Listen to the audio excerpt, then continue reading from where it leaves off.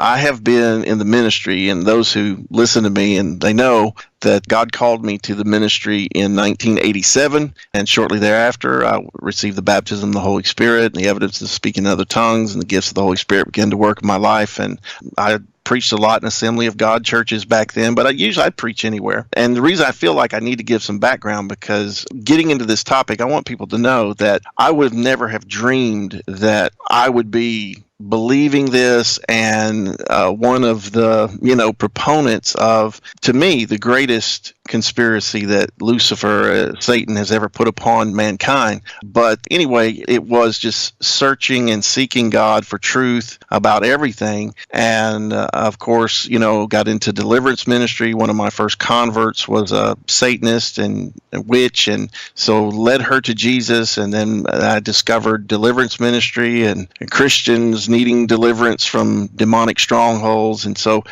in short, I've been dealing with controversial subjects my entire ministry, talking about the gifts of the Holy Spirit still being for today, deliverance for Christians, repentance, just the simple doctrine of repenting from sins. And of course, I wrote a book in 1997 called Grace Abuse, where I confronted the errors of Calvinism and the whole once saved, always saved, no matter how you live lie. And then coming up on 2008 and 9, God had me move back to my hometown and start another church. I've been a church planter too. And then 2011, I wrote The Polluted Church from Rome to Kansas City to deal with the counterfeit gifts and the kundalini and the false manifestations that's crept into the charismatic and Pentecostal church world, and how a lot of that originated from the Roman Catholic Church. So, I've been dealing with a lot of subjects for a long time. Of course, I don't believe that 2 airplanes knocked down 3 buildings on 9/11. I do believe our government was involved in that deception, the Bush family, and so on and so forth.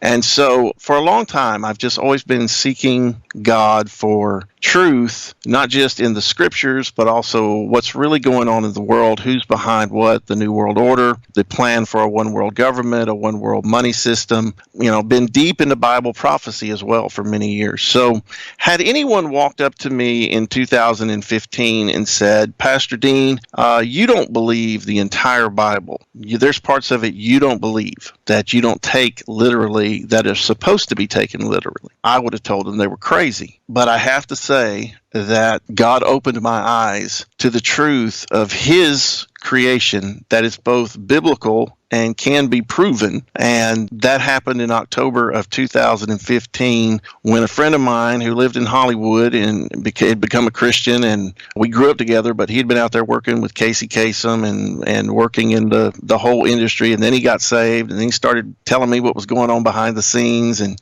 we just had this relationship, but one day he just sent me this question. He says, does firmament earth ring a bell? And he sent me a video.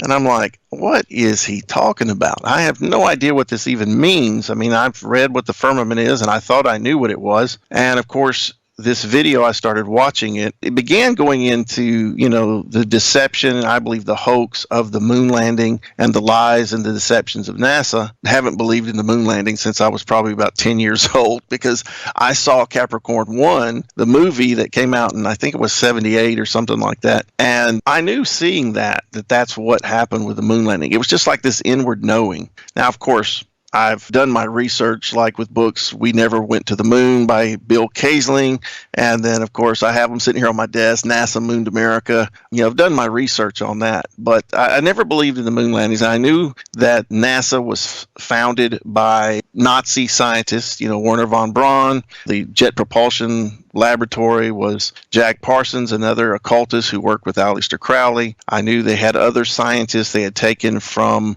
Nazi Germany, SS officers, by the way. They had taken them from Nazi Germany in Operation Paperclip and came over here and created NASA. And all of the early astronauts, from Buzz Aldrin, you just go down the list, were all 33rd degree Freemasons. So deep into the occult, those 33rd degree Masons, they know exactly that it's Lucifer, Satan, that they're dealing with. And so when you know all that and you start realizing, that there's stuff where you see the lunar lander sitting on the moon and it's got a 10,000 pound thrust jet engine underneath it to help it land, and it didn't even make, not even the smallest little crater underneath it. It didn't stir up any dust. There was no dust on it. There's shadows going in multiple directions, so there was multiple light sources. Stars missing, just so many things about the moon landing. So once you really know that, and you start to accept the fact that the governments of the world are in cahoots with each other.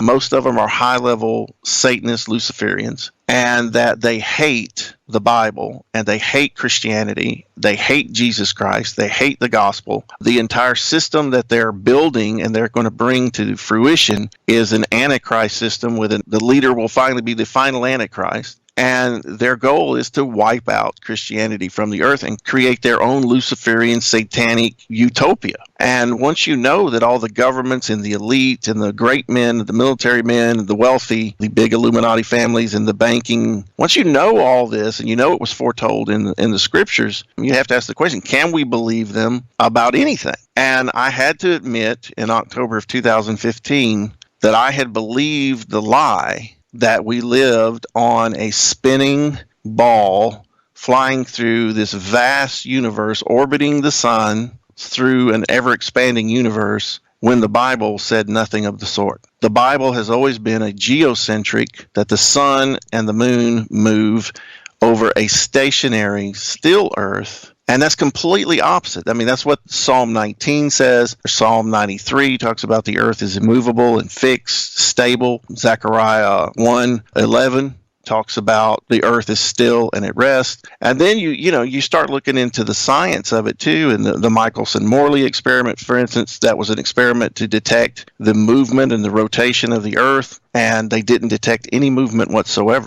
So when you get into this stuff and you start realizing that the Bible says something quite different than what we've been taught by NASA, space agencies, and modern science, you realize that, and let's just say, for instance, I know there are going to be a bunch of people that say, are you really saying that we don't live on a spinning ball that we've been told our entire lives? Well, I'm just going to tell you what the Bible says, and I'm going to tell you what you can go out and observe and test for yourself, and then you have to start asking the questions. But really today, just talking to Christians, do you believe your Bibles, or do you believe NASA? Well, I want to play a clip now. This is Michio Kaku, the theoretical physicist, who's always on television. The Asian guy with the white hair. So this is what he says. This is theoretical physicist Michio Kaku on cosmology. Now, this is his words, not mine. This is him I think he was appearing in the documentary The Principle, which is about proving geocentrism. Now, he says, of course, he doesn't agree with geocentrism, but he did say this about cosmology. So listen to this. Usually in science, if we're off by a factor of 2 or a factor of 10, we call that horrible. We say something's wrong with the theory. We're off by a factor of 10. However, in cosmology, we're off by a factor of 10 to the 120. That is 1 with 120 zeros after. This is the largest mismatch between theory and experiment in the history of science. Now, I don't know how well you heard that, but he said that if we're off in science with a theory, if we're off by a factor of 10, he said, we say that's terrible. Something's wrong. He said, but in cosmology, and what is cosmology? Study of the sun, the moon, the stars, the cosmos. He says in that, he said, we are off by 10 to the 120th power. He said it is the largest mismatch between theory and experiment in the history of science. Now, I don't know about you, but I can tell you that that's absolutely true. Because what we find when we read the Bible, and this is a passage of Scripture that always troubled me, because just like most of us, trained in a public school education, though I did get my first 3 years were private school. But then right after that, I was in the public school for, elementary, the rest of elementary school, junior high, high school, and then went into college.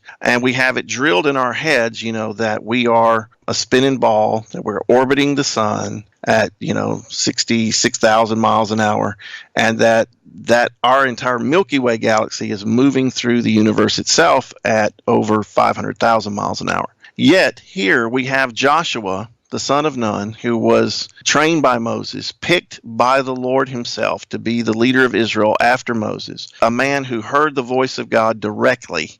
God spoke to him just like he spoke to Moses. In fact, the Lord, God Almighty, the Creator, told Joshua, he said, I'm going to be with you like I was with Moses. And that's pretty strong, right? So you see in Joshua chapter 10 that Israel gets into a battle with the Amorites. The battle's getting pretty heated, and I'm going to read directly from it. This is Joshua 10, verse 11 here, and it's, I'll say we'll start at verse 10.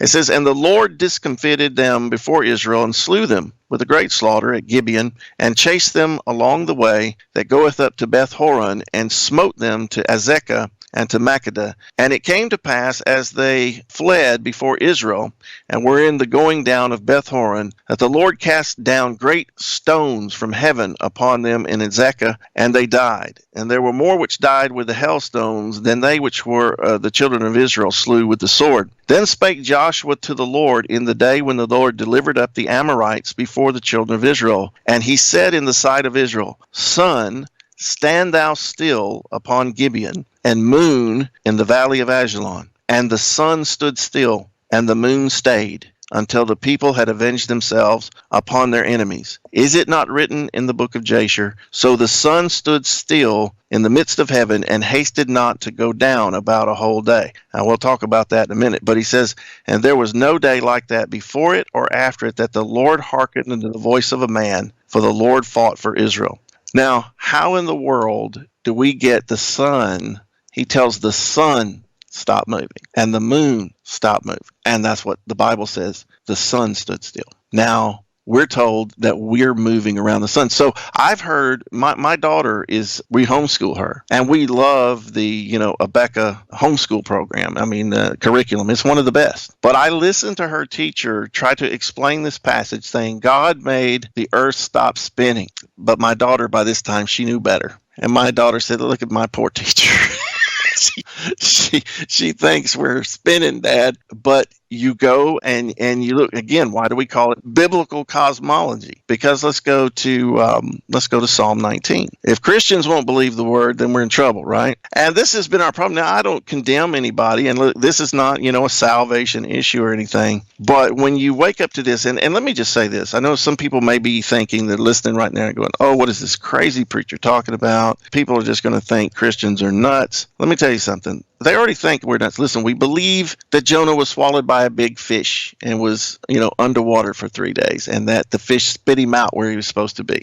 I believe that's true and literal. We believe Jesus died on the cross for our sins, was in the grave for 3 days, went down into hell and preached, and then rose physically from the dead on the third day. We believe in the supernatural. You can't be a Christian without believing in the supernatural, and that those things are literal, that Jesus literally died on the cross, shed his blood for our sin, that he literally, bodily rose from the grave. The world thinks those things are foolish. The natural man, to the natural man, the things of the Spirit of God and the things of God are foolishness. But why do we say, okay, I'll believe in the resurrection of Jesus, that was literal, but I'm not going to believe what God said about creation is literal? And what's happening is the Christians that have started believing that what God said about creation is real and literal, and we've stopped believing what man's been trying to tell us, and we've shown the proof and the evidence, like through some of these tests, like across Mobile Bay. Let me tell you, folks, the testimonies I'm getting from atheists who, because of science and what they thought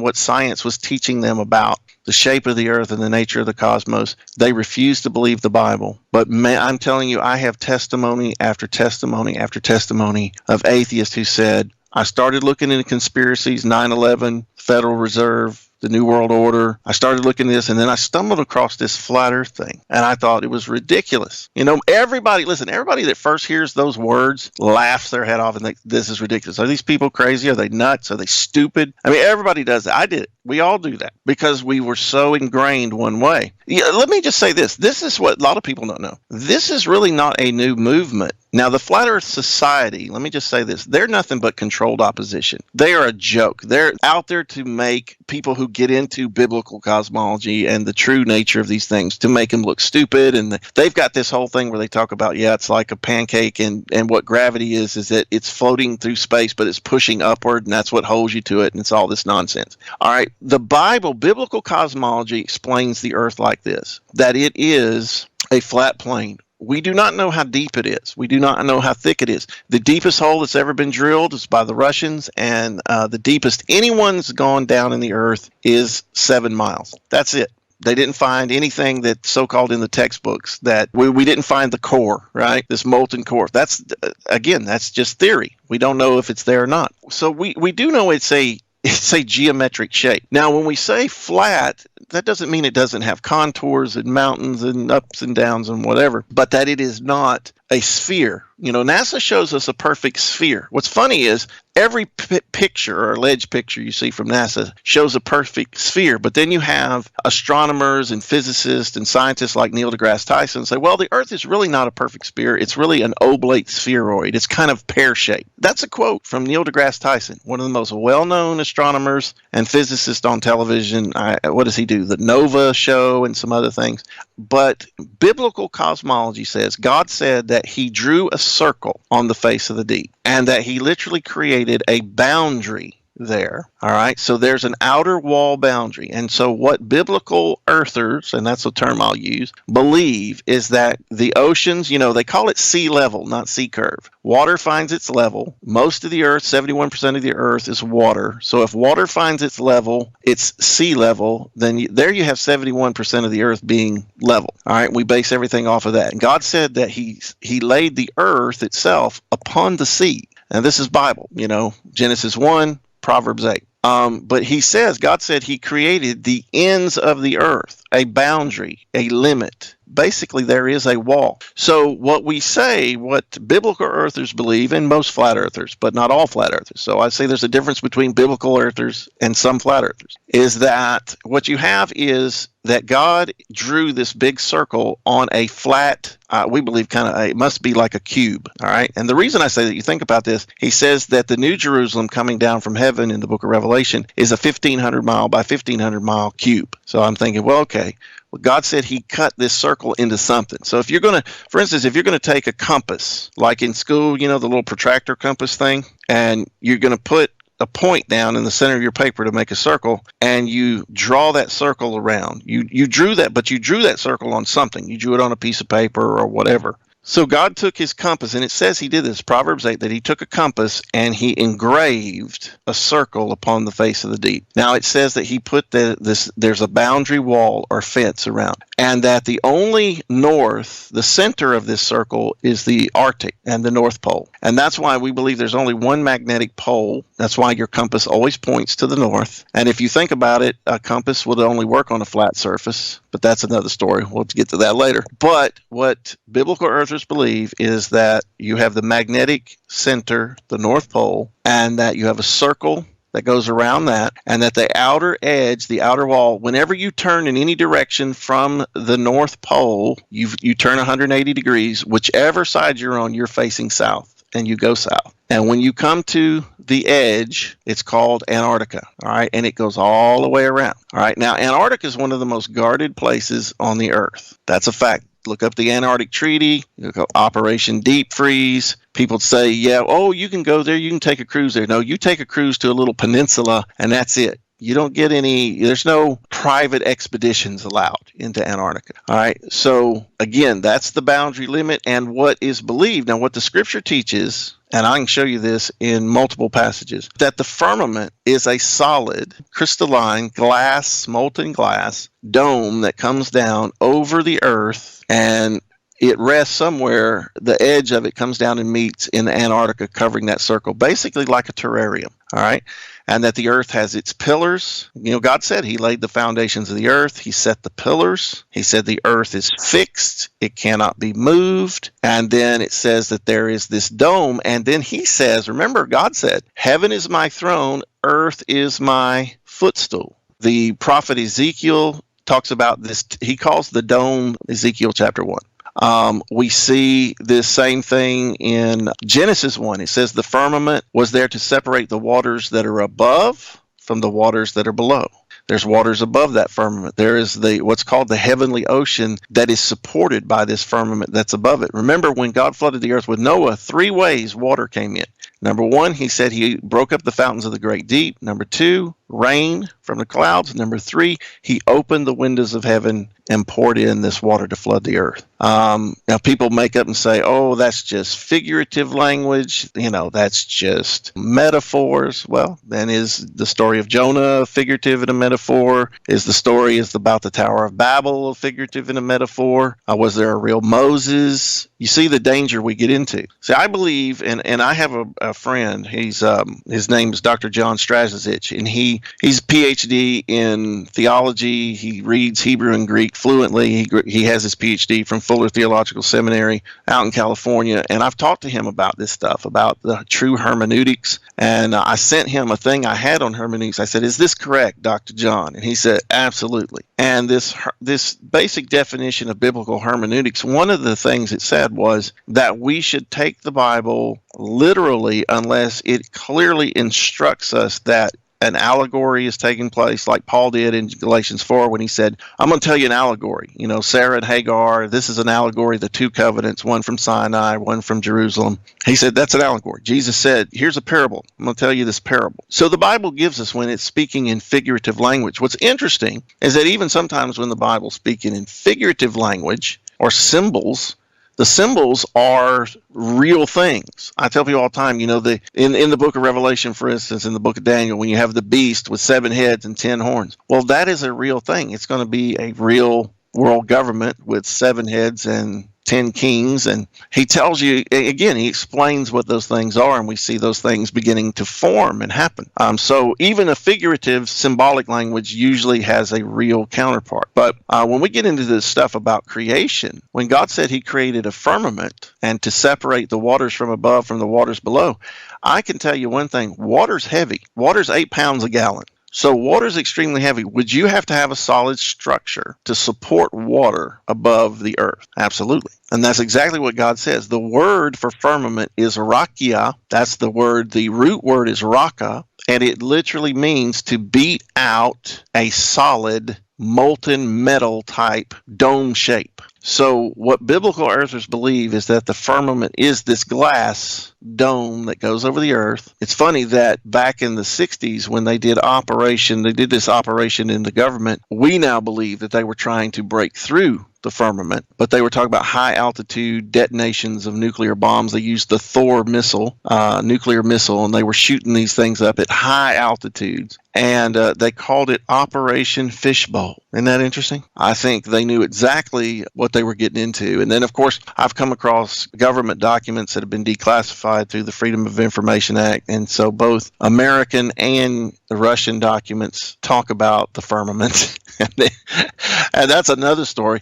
I mean, that's another proof of stuff. I came across my first government document was NASA document 1207 about the derivation and definition of linear aircraft. And in the summary, in the middle of the manual and in the back, it says it's giving you all the calculations that rigid aircraft fly over, and this is NASA's words, fly over a non-rotating flat Earth. So if anybody wants to say, oh, you're crazy talking about a stable, fixed, non-moving Earth and that it's flat, if you think I'm crazy, then I can show you dozens of NASA documents, Army manual documents about ballistic missiles and artillery and you name it, even shuttle landing manuals and stuff that just plainly say their calculations, all of their math, all of it, they said, is for a non-rotating flat Earth. They'll even add sometimes with a stationary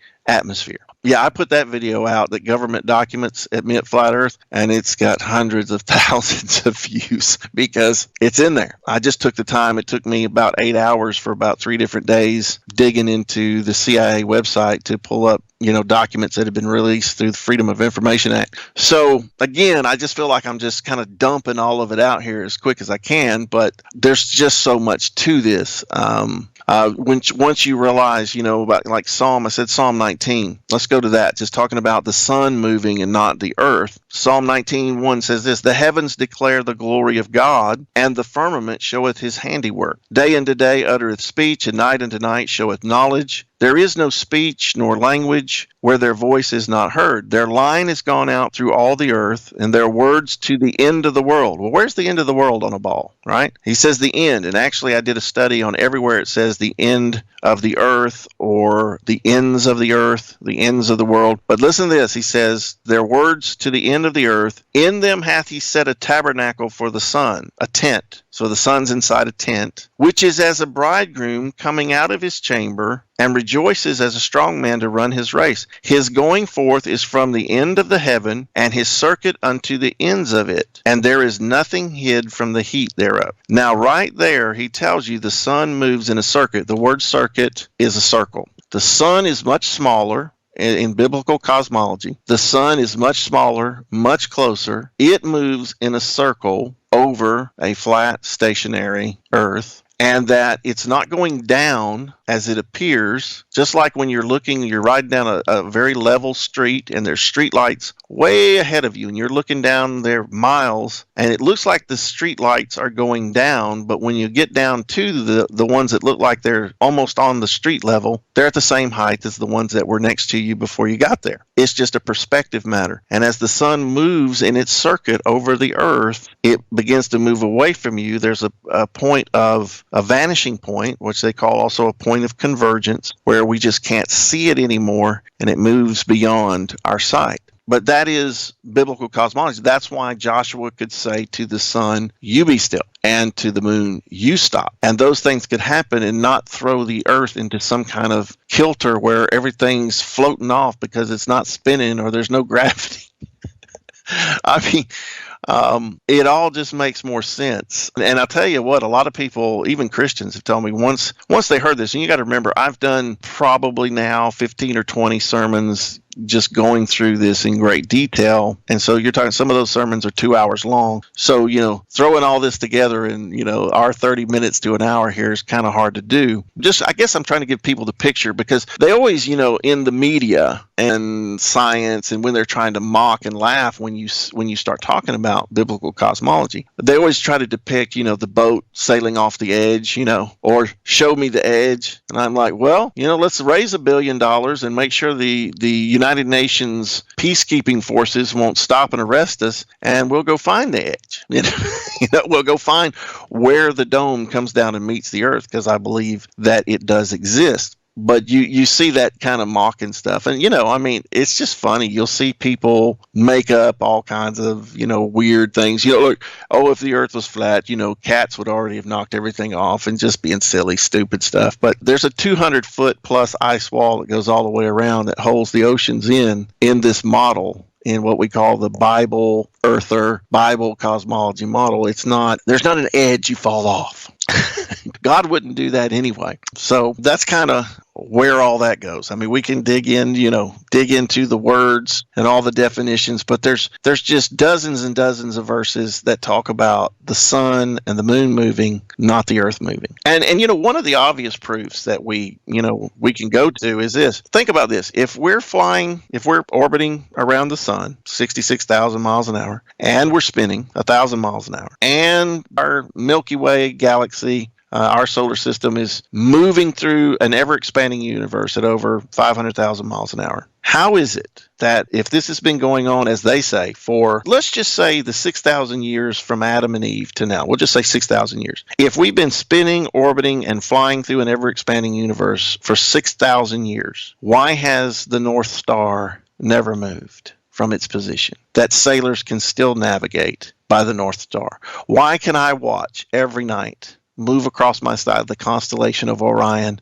in the same path every night? If we were on the other side of the sun, we would have a different view. If we had moved 1,000,000 miles, in a couple of hours, the view would change. It is ridiculous what we've been fed. And the Bible says this in Romans 3. It says, "Let God be true and every man a liar." And I just believe God's word now. That's why I believe this, not because of any conspiracy. The conspiracies, the Bible foretold Psalm 2 that there would be a great conspiracy of the rich men and the rulers and the chief men would get together, and their conspiracy would be against the Lord and against his anointed. Well, people say, why would they lie? Why such a big lie? Well, remember, the Bible says in Revelation 12 that Satan would deceive the whole world. All right, everyone. He's good at deception. Why would he take the last 500 plus years to build this heliocentric, sun-centered, and what are these, the elite? They're sun worshipers. Why would he take 500 years to build this for the last days? Because if you go ask your modern,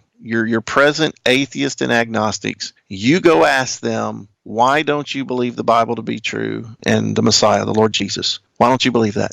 And you know what's amazing? Atheists and agnostics admit the Bible teaches a flat, stationary, dome-covered earth. Dr. Michael Heiser of Logos Software, I've got his article, his full article. He says that the biblical Hebrew cosmology is a flat, enclosed, dome-covered structure with foundations. Heaven is above that dome, glass-like structure. Below is Sheol, hell, Hades, the underworld. And that's what the Bible teaches. That's what the Hebrew prophets, that's what the scribes and everyone believed, even down to Josephus. I can show you a quote from Josephus who believed this. And Dr. Michael Heiser will just say, that's what the Bible teaches, but he teaches the doctrine of accommodation. God was just giving them what they could understand. And, basically they were just stupid shepherds and they couldn't know the truth. And so God deceived them and lied to them about the nature of creation. But now that we have NASA, the Nazi scientists, and the Freemasons, and a global conspiracy to take over the world for Satan,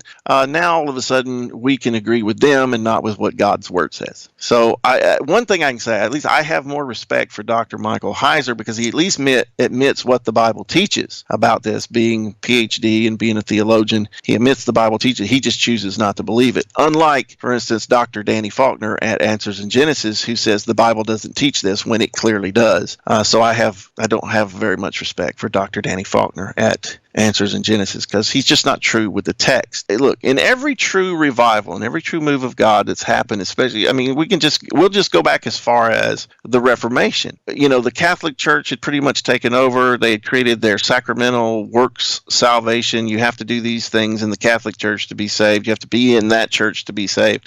And of course, Martin Luther and the Reformers came in and, started reading the Bible and said, no, we're saved by grace through faith. We don't have to have your man-made system and your man-made doctrines. And so there was a restoration of justification by faith in Jesus alone. We don't need the Catholic Church to be saved. And that was huge. And that caused a great move of God, and it was a great thing. And we see, you go on down through, the Welsh revival, you see the Great Prayer Revival of the 1800s, you see Charles Finney trying to swing the pendulum back away from Calvinism, and also, Charles Finney, God used him to spearhead a great awakening in America and to awaken the church to the evils of slavery. He was preaching against it in the 1830s, and I believe it was really Finney being bold to preach this in all the churches in America and to take a stand. And he was greatly persecuted for taking a stand against slavery in that time. But of course, that led to the 1860s and the Civil War, and then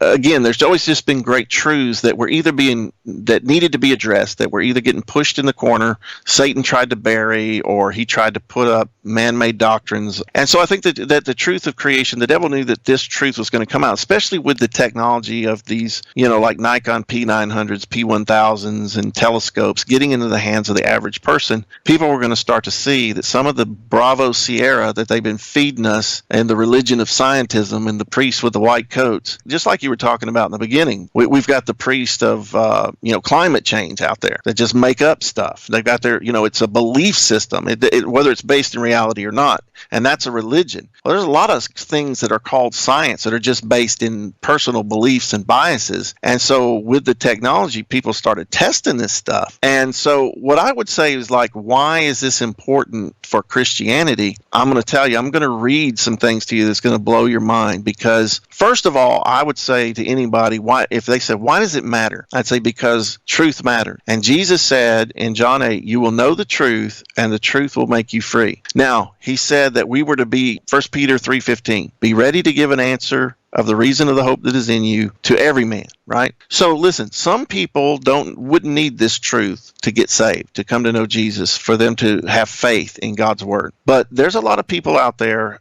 because of the lies of what I call the religion of scientism, the theoretical physicists, the heliocentric model, everything they were taught in the public government, let's just say it, government schools and liberal controlled anti-God, anti-Christian universities. They were told that your Bible is a bunch of myths and fairy tales. You can't even believe it about creation. You came from a monkey. So, what's amazing is some of the Christians that think, well, yeah, I'd say, well, do you believe we came from a monkey? The science and the universities, the scientists tell us we did. They say it's a fact. And they say, no, of course not. And I said, well, people believe that, and that's why they don't believe the Bible. They believe in evolution. Is evolution something we should confront? And everybody would say, yeah, oh yeah. Well, what about the truth of creation? What if they say it's a ball and God says it's flat? In fact, he describes it in Job 38 as a piece of clay that he pushed down flat with his signet ring, but that's another story. But here's the main reason, because the truth will set people free. Now, I'm going to read you, this is a testimony that I received. This is from a guy named Wes. He's still on my Facebook. He's from South Carolina. He wrote this to me. He said, Dean Odell, I would like to thank you for this video. This is one of my biblical cosmology creation videos where I talked about these things. He said, I recently found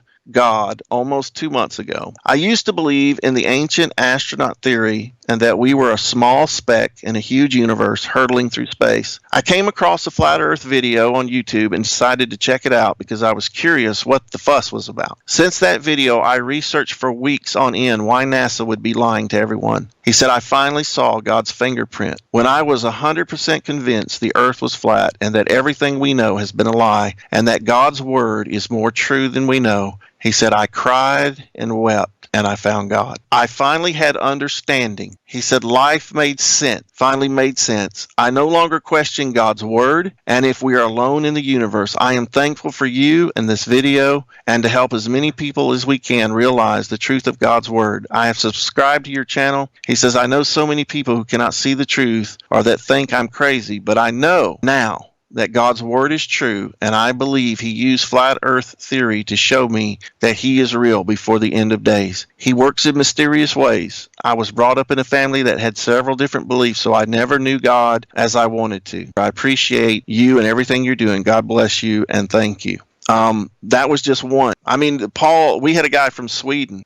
He's a mechanical engineer, a math whiz. His name's Paul Logberg. From Sweden. He was raised an atheist, been an atheist all of his life. He came across this truth. He thought it was ridiculous. He laughed. He mocked. He eventually started digging into it. Once he saw not only the evidence of like some of these earth curvature tests and some of the long distance photography and zoom camera work and stuff, and he started seeing that, and he knew the math, the 8 inches per mile squared. Then he said, okay, I saw that it was true that the earth that they've really lied to us. And he stumbled in by finding out of them lying about the central banks and the whole New World Order thing. He said, you know what? They've lied about everything else. I'm going to give this a chance. Well, anyway, long story short, he gets into this, finds out the biblical aspect of the nature of creation. You think about it. Creation and the book of Romans says that the creation is, Romans chapter 1, creation is the greatest witness that there is a creator. So if the devil could convince people that the creation was not like the Bible says, then what's he got? He's able to turn people away from believing the Bible and believing God's word. And if you turn people away from believing the Bible is God's word, then you turn them away from the gospel of Jesus Christ. You keep them deceived, blinded, lost through a lie about the true nature of creation. It's actually I believe it's one of the most effective lies that Satan has to keep people away from believing the Bible is the inspired, infallible word of God. And then, of course, believing the message that's in there that we must turn to Jesus Christ and believe in his atoning death on the cross and his resurrection from the dead.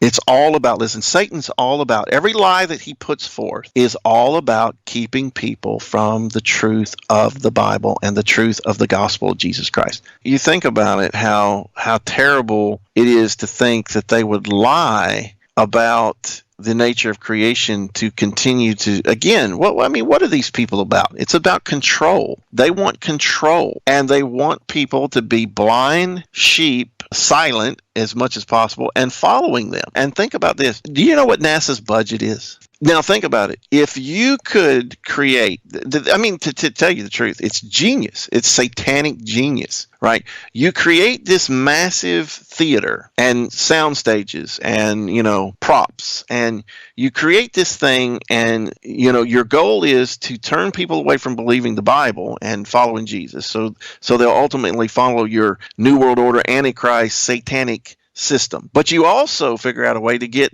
the government to give you tax money. Then you use that organization to funnel money into every type of black operation that exists. I'm telling you, it's brilliant. And there's been, listen, in this Flat Earth movement, I've got to meet a lot of different people, both Christian and non-Christian. And some of them, there's three I can tell you right now that I've talked to two of the three and just chatted online with the third. But they're former NASA employees that came out and blew the whistle and said, yep, they know it. They know it to be true. They know the true nature of things. They're lying to turn people away from the Bible, from Jesus. Basically, they're creating the belief system of the New World Order. And two, the final lie. Think about this. You've got to have billions and billions of years. You've got to have planets out there in the Goldilocks zone and these galaxies, because the whole lie that Satan is going to perpetrate on this earth at the end, the big lie, is going to be that aliens are visiting us, and that aliens are now telling us, here's what we have to do to have world peace. And these entities are going to walk forward and claim to be extraterrestrials from a galaxy far, far away, and they are not from anywhere but here. Fallen angels, demon spirits, and their offspring, the Nephilim.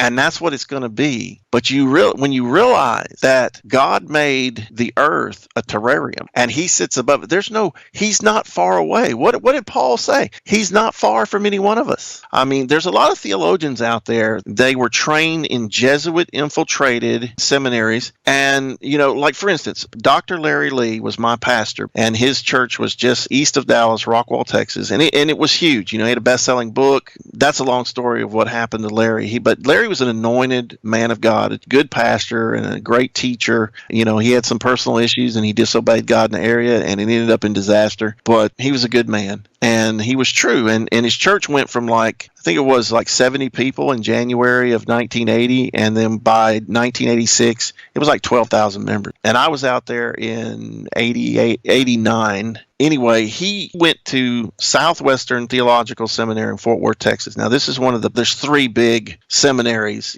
graduate schools for your Baptist denomination, which is probably the largest denomination in America. So he was there and I think he was in graduate school getting his doctorate in theology in the late 60s or in the 70s, early 70s. And he said his teacher, his final year, said that the first 11 chapters of Genesis was a true myth, that the theological implications were true, but there probably wasn't ever a man named Noah. There probably wasn't ever a man named Adam. And of course, Larry Lee said, he raised his hand and said that, well, Jesus thought they were real and Paul thought they were real. And the professor said, well, they just didn't have the information we have today. But really, for a lot of Christians, and it may be the case with him, I'm going to be honest with you, it comes down to worrying about being a fool for Christ. You think about it, Satan has invested a lot of work into this deception. And his next deception, the alien deception, is also part of this. So you're talking about a huge part of his game. Plus, it's a huge moneymaker for him.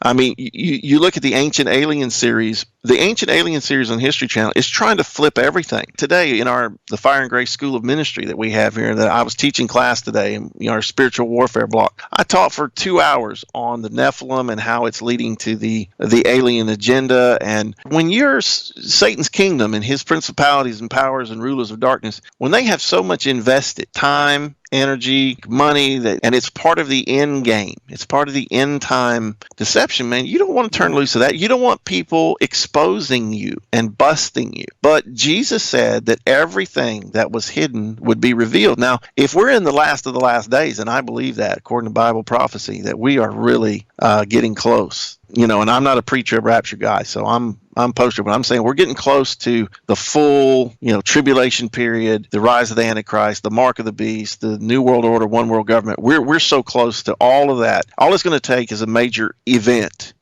in the world, and we'll be down that road very quickly because it's all set up. But when you realize that this just blows it apart, it blows the whole thing apart. It blows evolution apart. It blows the Big Bang Theory apart. It blows the whole extraterrestrials visiting us from far, far away. And, the UFO phenomena is really real. But what is it? Right. And so Satan has a lot invested in this. Well, we have people that disagree on hell, the doctrine of hell. So do we sit down and we discuss that? That's how we learn. That's how we grow. To say, as a Christian, to say the true nature of creation is not important when the Bible starts out with it. The Gospel of John starts out with it, and the book of Romans starts out with it and says it's the greatest witness that there's a creator. When you say stuff like that, it's like, okay, well, something is wrong here. There is a great disconnect. And you look at this guy, what was his name? Carl Lentz, the pastor of Hillsong in New York, goes on The View and says, who am I to judge about abortion? Can't say murder is wrong, abortion is wrong, and explain that just because we say it's sin and it's wrong and it's murder, we're not saying that a person who has an abortion can't come to the Lord Jesus, repent, confess their sin, be forgiven, and that sin be washed away.